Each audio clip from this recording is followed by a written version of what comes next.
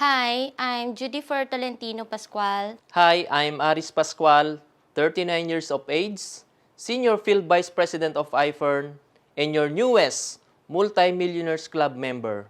Before iFern, sobrang hirap, no? Sobrang hirap ng buhay kasi si Upline Judifer galing po sa isang kahit isang tukang family. Ang father ko po ay isang rakiterong vulcanizer and ang mother ko po ay isang plain housewife.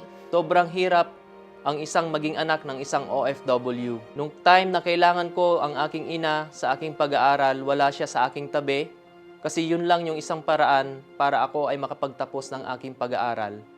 Yung aking ama naman, sobrang busy sa kanyang pagiging vendor na naglalako sa mga iba't ibang barangay dito sa Isabela. Kapag walang kinita yung father ko, no? Talagang kailangan naming manghiram sa kapitbahay ng bigas para meron kaming isasahin. Hindi pwedeng hindi ako makapagtapos ng pag-aaral.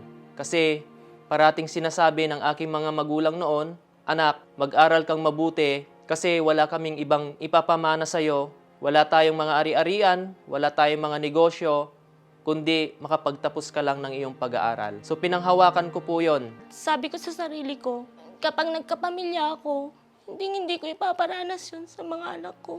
Kaya sinikap ko pong makapagtapos ng pag-aaral.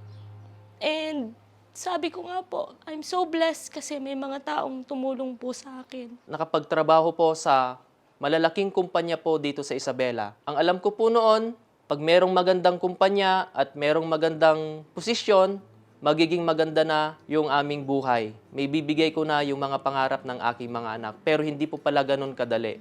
Naging registered teacher po ako.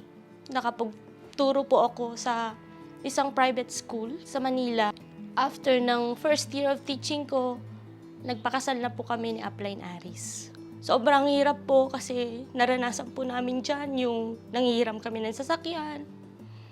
Motor lang po yung ginagamit namin, nababasa kami ng ulan. And syempre sa sahod, kakukuha pa lang po namin yung sahod namin. Magka-cash advance na naman po kami. Kaya wala po talaga kaming naiipon. So yung pangarap namin na makaipon, walang-wala po, hindi po talaga kami nakaipon. Kaya naman kaming mag-asawa, nag-decide po kaming subukan naman ang aming kapalaran sa ibang bansa. Kasi parati po naming naririnig na pag gusto mo ng malaking sweldo, kung gusto mo ng mabilisan na makaipon, kailangan mong pumunta sa ibang bansa. At yun po yung ginawa po namin. Nakapaghanap po kami sa ibang bansa ng mga magagandang trabaho. Ako po ay nakapasok po sa isa sa pinakamalaking kumpanya sa Singapore, ang Sony Singapore. Ang posisyon ko po dyan ay sales executive at ang aking asawa naman napasok sa Robinson Singapore as sales advisor. Yung isang taon kong sinasahod sa pagiging guro sa Pinas, isang buwan ko lang po sa Singapore. Kaya talagang pinagbuti ko, nagsikap po ako. Nakapundar po kami ng 3 hectares farm, natapos din po namin yung isa naming bahay at nakabili po kami ng second hand po na sasakyan. Pero na-realize po namin na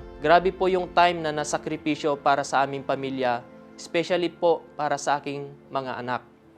Kasi umabot yung time na yung 3 years old po namin na anak noon, tinatanong na kami pag kami ay hinahatid po sa airport. Parati po niyang tinatanong sa amin, Mama, Papa, kailangan niyo ba talagang umalis na dalawa? Hindi ba pwedeng si Mama na lang? Or hindi ba pwedeng si Papa na lang? So, ang sakit-sakit kasi talagang sobrang durog na durog yung aking puso na sasabihin sa'yo ng iyong anak ng ganon. Kasi alam ko po yung feeling dahil naranasan ko po yan nung ako ay bata. So, sabi ko lang sa aking anak, ginagawa namin to para sa iyo, para sa kinabukasan mo. So, yung sakripisyo po namin sa ibang bansa, talagang 6 days a week po kaming pumapasok and 12 hours po kaming pumapasok everyday. Bahay, trabaho, and yung 5 years po namin doon, umabot po yung time na siningil na po kami ng aming katawan. Lumabas na po yung mga sakit namin. Doon po sa Singapore, na-diagnose po na meron akong PCOS. Bukol-bukol po sa aking ovaries. Isa sa rason kung bakit po umuwi kami ng Pinas kasi nauubos na po unti-unti yung savings namin para sa pagpapagamot. Umuwi nga po kami dito sa Pilipinas kahit kaka-renew lamang po yung aming S-Pass, no, dun sa ibang bansa na meron pa sana kaming additional 2 years ulit para magtrabaho po doon. Sa mga kamag-anak, sinasabi po nila sa amin, ba't kayo umuwi? Ang hirap ng trabaho dito sa Pilipinas, ang laki-laki ng sweldo nyo. Pero pagdating namin dito sa Pilipinas, hindi na po kami bumalik sa corporate world. Ang ginawa po namin, yung kaunti po namin na ipon, ininvest po namin ulit sa mga business. So nagpatayo po kami ng restaurant, nagpatayo po kami ng feeds station at motor parts po ng aking asawa. And unfortunately po, in just 6 months, nalugi po lahat yon, nagsara po lahat yon. So mas lalo na naman po akong na-depress, no? Na-depress po kami ng aking asawa kasi 5 taon po namin yun inipon and naglaho lamang po siya na parang bula. And hindi pa rin po kami nawalan ng pag-asa kasi meron pa naman po yung nag-iisa namin na bala. Yun po yung 3 hectares farm. So, nag-decide po kaming ibenta po yun kahit masakit po sa loob namin kasi talagang dinevelop na po namin siya. Ang laki na rin po ng gastos namin doon pero sabi ko nga, yun na lamang po yung natitira po namin bala. So, binenta po namin yon and nag-open ulit kami ng mga businesses. Yan na po, nag-start ulit ako ng motor parts. 2 motor parts po yung in-open ko dyan. Yung misis ko yung kanyang beauty product shop at yung aking buy and sell po ng sasakyan. That's the reason po kung bakit po ako negative before sa network marketing. Kasi sinasabi ko po parati noon na wala na akong time dyan. Hindi ko linya yan. Hindi ako marunong magbenta-benta ng mga vitamins. Pero dahil nga po no, na dahil naging maganda yung epekto sa amin ng mga product ni Mrs., yung kanyang ovarian cyst na was out po yan ng ating Power Trio. And ako naman, yung aking insomnia, naging maganda na yung pagtulog ko and na-regulate na rin po yung aking blood pressure. So, ang sabi ko, sige, pagbigyan natin si Upline Alejandro Tolentino. Bibili ako ng package pero hindi ko siya tratrabahuin. Maalala ko po, August 2018. Dinisplay ko po siya sa store ko and wala po akong kaalam-alam about the features and benefits of each product. Nag-search po ako doon about the testimonies of the Power Trio and other iPhone products. And nagulat po talaga ako kasi bilang isang online seller, naglabasan po talaga lahat ng real feedbacks ni iFern. Pinost ko po siya and nagulat po ako, sobrang dami po talagang nag-like, sobrang dami pong nagka-interest.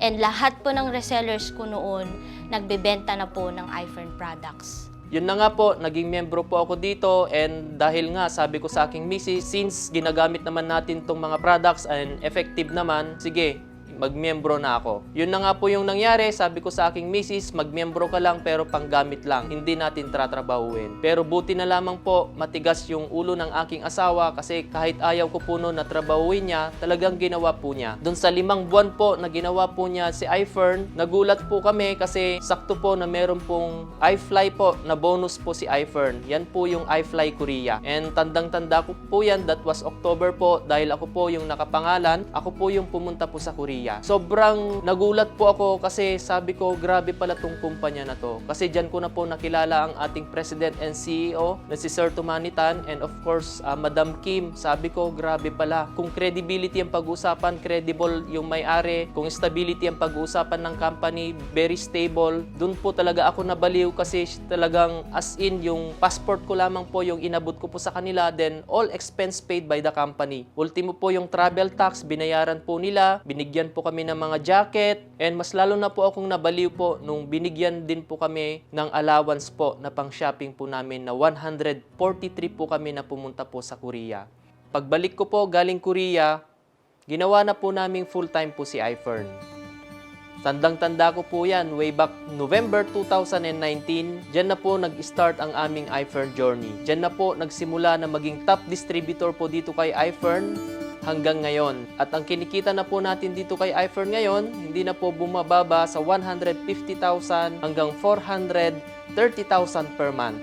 After 1 year po na ginawa po naming full-time po si iFern, naging part na po tayo dito ng Millionaires Club. First time po namin magkaroon ng brand new car. Ang dami pong nagbago sa aming buhay kasi na fully furnished na po ang aming bahay. And after 2 years doing iFern, yung hindi ko po pinangarap na magkakaroon po ng isang sports car. Ngayon po, dinina-drive ko na hindi lamang po kami ang nabago po ng buhay po ni iFern. Lahat po ng mga nagtiwala po sa amin, lahat po ng aming mga downlines po namin, mga business partners, ng mga field managers, car club members, and millionaires club member. at meron na rin akong isang Field Vice President at marami pang team builders, and associates po dito sa Isabela. Kaya naman po, after 2 years po namin ginawa po ulit si iFern, ang dami pong mga luxury items po na nabili naming mag-asawa. Ang nakakatuwa po rito, hindi lamang po kami yung nabago po ang buhay dahil yung mga nagtiwala po sa amin na aming mga business partners po dito sa Itiagi, Isabela, yung 5 po na yan, naging Millionaires Club na rin, naging Car Club member na rin po sila at nakabili na rin ng mga luxury things dahil po kay iFern.